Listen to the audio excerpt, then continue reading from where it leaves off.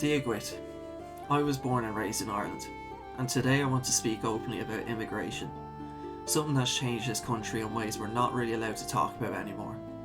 But I'm not interested in being polite for the sake of political correctness, I'm interested in the truth. I've watched Ireland shift over the last decade. It's like we're being told this is all normal, rising crime, broken systems, communities changing overnight. But for those of us who have lived here our whole lives, it doesn't feel normal. It feels like home is slipping through our fingers and we're not allowed to ask why.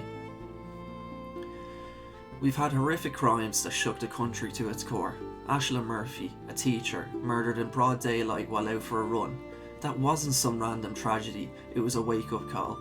And then in Sligo, two gay men, Michael Snee and Aidan Moffat, were brutally murdered, beheaded in their own homes. These aren't just crimes, they're signs that something is seriously broken. And what hits me the most is how different things feel now. When I was younger, my friends and I would be out climbing all day, trees, kicking a ball, riding our bikes until the street lights came on. That was the rule. Home when the street lights came on. It was safe, it was simple, and we never thought twice about it. Now, I wouldn't feel right letting my own kids stay out that long. Not because I'm paranoid, but because the world has changed. Ireland has changed.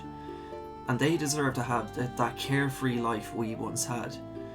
But the truth is, I'm not sure they'll get it. Not with how things are going. Kids have been stabbed in Dublin.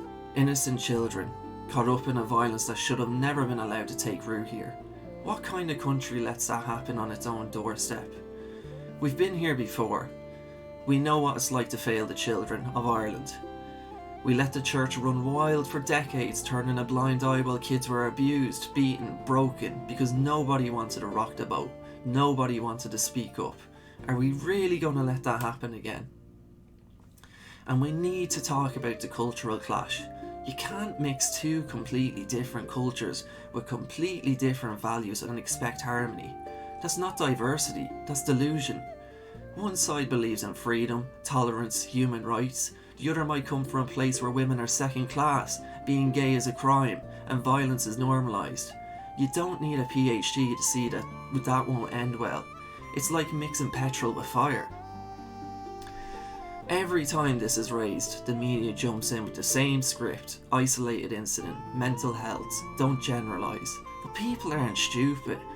We see what's happening in our communities, in our hospitals, our housing lists, our streets at night. You can't keep gaslighting an entire population and expect them to stay quiet forever. This isn't about hating anyone. Most immigrants are just trying to survive, I get that. But it's not our job to carry the weight of the world while our own people can't get a hospital bed, can't afford a home, or don't feel safe walking alone. That's not racism, that's reality. And if we don't control our borders and enforce integration, we lose the very culture we are trying to protect. And our so-called leaders, Slevene Martin, flew off to America for Paddy's Day, smiling for the cameras, bootlicking politicians, and pretending everything is grand back home. Toasting to Ireland while our streets aren't even safe for our own people. But I won't forget the victims. I won't forget Aisling Murphy. I won't forget Michael Snee and Aidan Moffat. I won't forget the kids who were stabbed in Dublin. I won't forget the fear in parents' eyes when their children leave the house. They might be able to ignore it from their fancy rooms, but we live with it, we carry it, and we see it. Ireland is at a crossroads, and if speaking the truth makes me unpopular, so be it. Because silence is what got us hurt before, and I won't let that happen again.